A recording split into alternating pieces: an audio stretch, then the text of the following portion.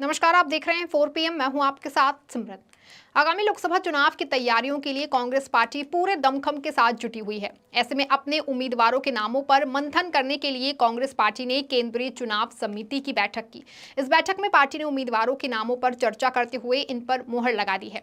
कांग्रेस की इस बैठक से भाजपा में काफी खलबली मची हुई है। ये खलबली इस बात की मची है कि कहीं बीजेपी से भी बेहतर कांग्रेस पार्टी न कर बैठे। हालांकि पार्टी आज शुक्रवार को अपनी पहली लिस्ट जारी करेगी।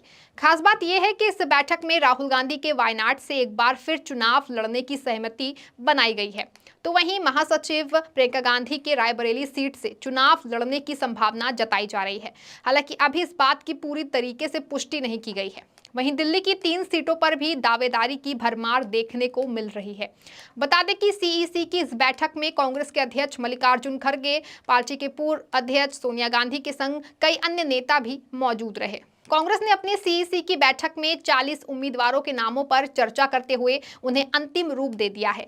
कांग्रेस पार्टी की बैठक के मुताबिक राहुल गांधी केरल की वायनाड सीट से फिर से चुनाव लड़ने वाले हैं, जिसको लेकर के राहुल ने टिकट पर हामी भी भर दी है। ये सुनते ही भाजपा पार्टी ने ये सोच करके तिलमिला उठी है कि कहीं राहुल गांधी जीत ना जाए। आपको बता दें कि कांग्रेस पार्टी अमेठी और रायबरेली सीट्स को अपने हाथ से जाने नहीं देना चाहती है, मगर अपनी परंपरागत सीट अमेठी से राहुल गांधी चुनाव लड़ेंगे या नहीं, इस बात पर काफी सस्पेंस बना हुआ है।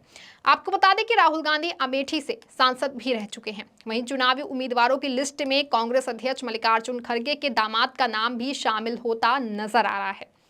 कांग्रेस अध्यक्ष मल्लिकार्जुन खड़गे की अध्यक्षता में हुई सीईसी की बैठक में 11 राज्यों और केंद्र शासित प्रदेशों की कुल 60 लोकसभा सीटों पर चर्चा की गई है, जिसमें कि दिल्ली, कर्नाटक, केरल, छत्तीसगढ़, तेलंगाना, सिक्किम, त्रिपुरा, नागालैंड, मणिपुर, मेघालय और लक्षद्वीप की लोकसभा सीटें शामिल हैं।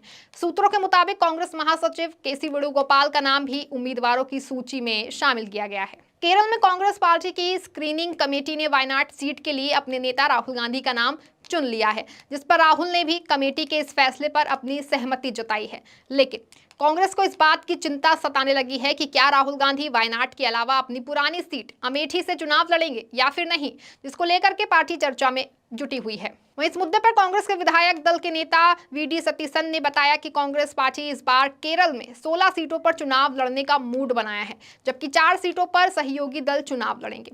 साथ ही वीडी सतीसन ने बताया कि सीईसी ने यह फैसला किया है कि 16 सीटों पर कौन कौन उम्मीदवार होंगे, जिसको लेकर के एआईसीसी आज अपने उम्मीदवारों के नामों का ऐलान भी करेगी।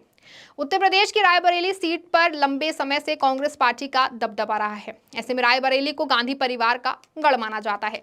रायबरेली सीट से कांग्रेस पार्टी की अध्यक्ष सोनिया गांधी 4 बार सांसद का सफर तय करते हुए इस पद तक पहुंची, लेकिन सोनिया गांधी ने रायबरेली से लोकसभा चुनाव 2024 लड़ने से साफ इनकार कर दिया है। खबरों के मुताबिक सोनिया गांधी के राजस्थान से राज्यसभा चुनाव लड़ने के फैसले के बाद से ऐसी खबरें सामने आने लगी। हालांकि प्रियंका गांधी रायबरेली में भाजपा पार्टी से मुकाबला कर सकती हैं। बताया जा रहा है कि कांग्रेस की महासचिव प्रियंका गांधी वाड्रा लोकसभा चुनाव 2024 में अपनी मां सोनिया गांधी की सीट रायबरेली से चुनाव लड़ेंगी, मगर किन्हीं कारणों के चलते प्रियंका गांधी के इस सीट से चुनाव लड़ने पर अटकलें लगती नजर आ रही हैं। वहीं पार्टी का कहना है कि राहुल गांधी अमेठी से और प्रियंका गांधी वाड्रा रायबरेली से चुनाव लड़ेंगी। जानकारी के मुताबिक रायबरेली सीट पहले सोनिया गांधी के पास थी, जो कि 2004 से रायबरेली सीट से सांसद भी हैं, लेकिन सोनिया गांधी को राज्यसभा का सदस्य चुने जाने के बाद से इस सीट पर पार्टी को नया उम्मीदवार देना है।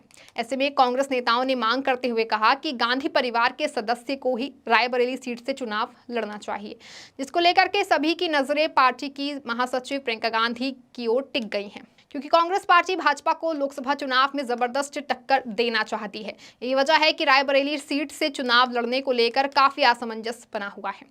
इसी बीच रायबरेली और अमेठी सीट पर उम्मीदवारों को लेकर के कांग्रेस महासचिव जयराम रमेश ने भाजपा सरकार पर जमकर निशाना साधा, जहां उनका कहना है कि भाजपा की केंद्रीय मंत्री स्मृति ईरानी, जो अमेठी से सांसद हैं, उनका काम तो सिर्फ कांग्रेस के खिलाफ बयानबाजी करना है। राहुल गांधी कहां से चुनाव लड़ेंगे और कहां से नहीं, इसकी चिंता पार्टी से ज्यादा स्मृति ईरानी को है।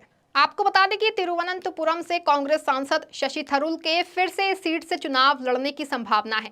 छत्तीसगढ़ से पूर्व मुख्यमंत्री भूपेश बघेल को राजनांदगांव से, ताम्रध्वज साहू को दुर्ग महासमुंद से, ज्योत्सना महंत को कोरबा से और शिव डहरिया को जांजगीर चांपा सीट से मैदान में उतारा जा सकता है। छत्तीसगढ़ के पूर्व उप मुख्यमंत्री टीएस सिंहदेव चुनाव नहीं लड़ेंगे और कर्नाटक में 4 से 5 सीटों पर अभी सहमति नहीं बन सकी, क्योंकि यहां शीर्ष नेतृत्व को ही अंतिम निर्णय लेना होगा।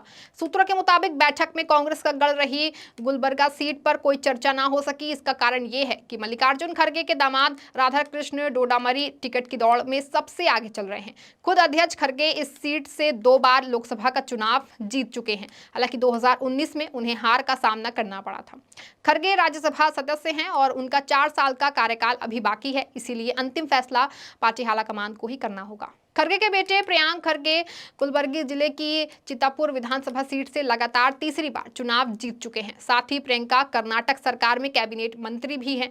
खड़गे के दामाद डोडामणि को टिकट मिलते ही वो बिना देर किए चुनावी राजनीति में सीधा एंट्री करेंगे। सूत्रों के मुताबिक दिल्ली कांग्रेस ने 7 लोकसभा सीटों के लिए उम्मीदवारों की एक लंबी सूची बना रखी है, जिस पर अभी कोई विचार नहीं किया गया है, जिससे कि मद्देनजर रखते हुए आला कमान ने दिल्ली यूनिट को कुछ नामों को शॉर्टलिस्ट करने और अंतिम मंजूरी के वापस भेजने का आदेश दिया है। सूत्रों के मुताबिक चांदनी चौक सीट के लिए जेपी अग्रवाल, संदीप दीक्षित और अलका लांबा के नाम पर चर्चा है। उत्तर पूर्वी दिल्ली से अरविंदर सिंह लवली और अनिल चौधरी का नाम सामने आया है।